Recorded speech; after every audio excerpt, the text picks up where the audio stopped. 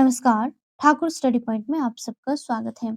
आज की इस वीडियो में हम सॉल्व करने वाले हैं एचपीटीजीटी नॉन मेडिकल टेट जो कि 24 नवंबर को कंडक्ट किया गया था। चलिए वीडियो को शुरू करते हैं। सबसे पहला प्रश्न, निम्न में से किसने बुद्धि को इस तरह परिभाषित किया? बुद्धि व्यक्ति की वह संयुक्त और समग्र क्षमता है जिसके द्वारा वह उद्देश्यपूर्ण कार्य करता है, विवेकपूर्ण चिंतन करता है और अपने वातावरण का प्रभावशाली ढंग से सामना करता है। इसका सही उत्तर हो जाना था ऑप्शन ए, वेशलर।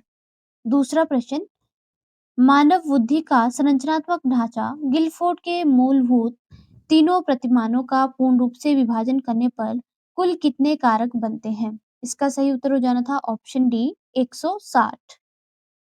अगला प्रश्न, निम्नलिखित मनोवैज्ञानिकों में से किसने सबसे पहले 1914 में बुद्धिलब्धि आईक्यू शब्द का प्रयोग किया था? इसका सही उत्तर हो जाएगा ऑप्शन ए, विलियम स्टर्न ने। अगला प्रश्न, एक प्रतिभाशाली व्यक्ति की बुद्धिलब्धि कितनी होती है? इसका सही उत्तर हो जाना था ऑप्शन बी, 140 और उससे अधिक। अगला प्रश्न, बुद्धि का द्विकारक सिद्धांत जो कि दो कारकों जी और एस का मिश्रण है, यह किसका सिद्धांत है? इसका सही उत्तर हो जाना था स्पेयरमैन, ऑप्शन ए।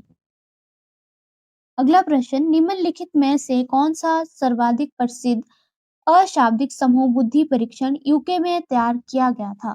इसका सही उत्तर हो जाना था ऑप्शन सी, रेवेन्स के प्रोग्रेसिव मैट्रिक परीक्षण को। अगला प्रश्न, निम्नलिखित जोड़ों में से कौन सा जोड़ा मेल नहीं खाता है? इसका सही उत्तर हो जाना था ऑप्शन ए, बहुकारक बुद्धि का जो सिद्धांत है ये हार्वर्ड गार्डनर के द्वारा दिया गया था। अगला प्रश्न, निम्न में से किस एक को विशिष्ट बालकों की श्रेणी में शामिल नहीं किया गया है? इसका सही उत्तर हो जाना था ऑप्शन सी, बलवानशाली बच्चों को। अगला प्रश्न, प्रतिभाशाली बच्चों की शिक्षा और समायोजन के लिए विशेष प्रावधानों में क्या शामिल नहीं है? इसका सही उत्तर हो जाना था ऑप्शन डी, सुधारात्मक शिक्षा। अगला प्रश्न, शारीरिक विकलांगता शब्द का तात्पर्य है? इसका सही उत्तर हो जाएगा ऑप्शन डी, उपरोक्त सभी। अगला प्रश्न, मनोवैज्ञानिक एक विज्ञान है और उचित रूप से प्रशिक्षित मनोवैज्ञानिक एक वैज्ञानिक ही है और नहीं तो कम से कम एक ऐसा उपयोगकर्ता तो है ही जो वैज्ञानिक छानबीन द्वारा प्राप्त वैज्ञानिक विधियों और सूचनाओं का उपयोग में लाता है। इसका सही उत्तर हो जाना था ऑप्शन बी, विलियम जेम्स के द्वारा। अगला प्रश्न, एक वास्तविक प्रयोगशाला व्यवस्था में सीखने वाले के व्यवहार का अध्ययन करने के लिए कुत्तों पर अध्ययन किसने किया था? इसका सही उत्तर हो जाएगा ऑप्शन बी, पेवलव ने।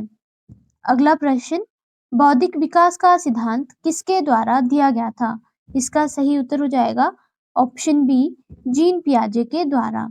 अगला प्रश्न, एरिक्सन के साइकोसोशल विकास सिद्धांत के मुताबिक विकास की पांचवी अवस्था आइडेंटिटी वर्सेस रोल कंफ्यूजन शुरू होती है। इसका सही उत्तर हो जाना था ऑप्शन बी, 12 से 20 साल में।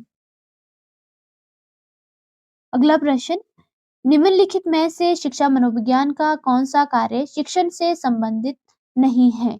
इसका सही उत्तर हो जाना था ऑप्शन डी, अधिगम अर्थात सीखने की प्रक्रिया का तेज करने के लिए पशुओं पर प्रयोग करना।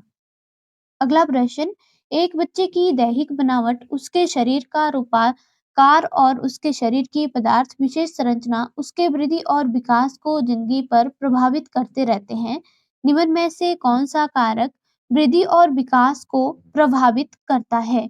इसका सही उत्तर हो जाना था ऑप्शन ए, जैविक और संरचनात्मक कारक। बच्चे के विकासात्मक कार्य में निम्नलिखित में से अध्यापक की भूमिका नहीं है।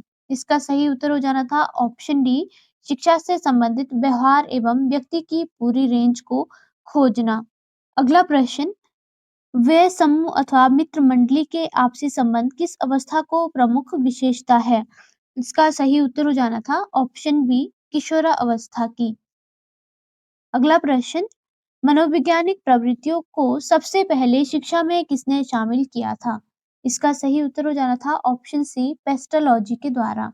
अगला प्रश्न, किशोरावस्था के बच्चों की समस्या का समाधान करने के लिए अध्यापक की भूमिका इस प्रकार है। इसका सही उत्तर हो जाना था ऑप्शन डी, उपरोक्त सभी।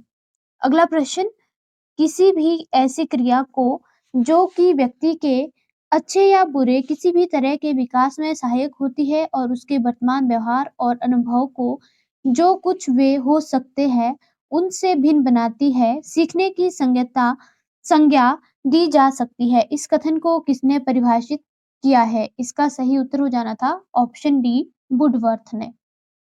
अगला प्रश्न, सांकेतिक अधिगम या शास्त्रीय अनुबंधन उद्दीपक अनुक्रिया या सहायक और सक्रिय अनुबंधन श्रृंखला अधिगम शाब्दिक सहभागी अधिगम बहुवेदी वेदीकरण अवस्थाओं को अवधारणाओं को सीखना सिद्धांत को सीखना एवं समस्या समाधान इस एक विशिष्ट पदानुक्रम को निम्न में से किसके द्वारा वैकल्पिक आधार के रूप में प्रयोग किया गया है?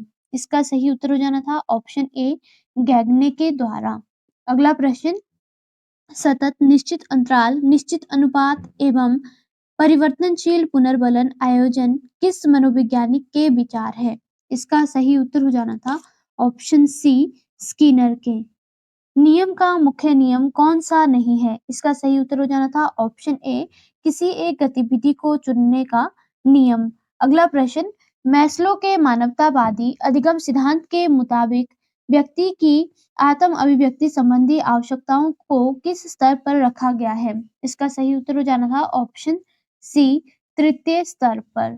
अगला प्रश्न, अधिगम को एक ऐसी प्रक्रिया के रूप में परिभाषित किया जा सकता है जिसमें अनुभव और प्रशिक्षण के माध्यम से सीखने वाले के व्यवहार में काफी हद तक स्थायी एवं प्रभावपूर्ण परिवर्तन लाए जा सकते हैं।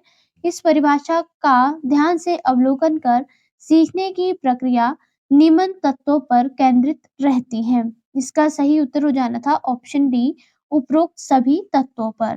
अगला प्रश्न, वह प्रक्रिया जहां शिक्षण सबसे पहले बच्चों का सावधानीपूर्वक अध्ययन करने पर आधारित हो और फिर शिक्षण के लिए गतिविधियां योजनाबद्ध करती हो, उस प्रक्रिया को कहते हैं।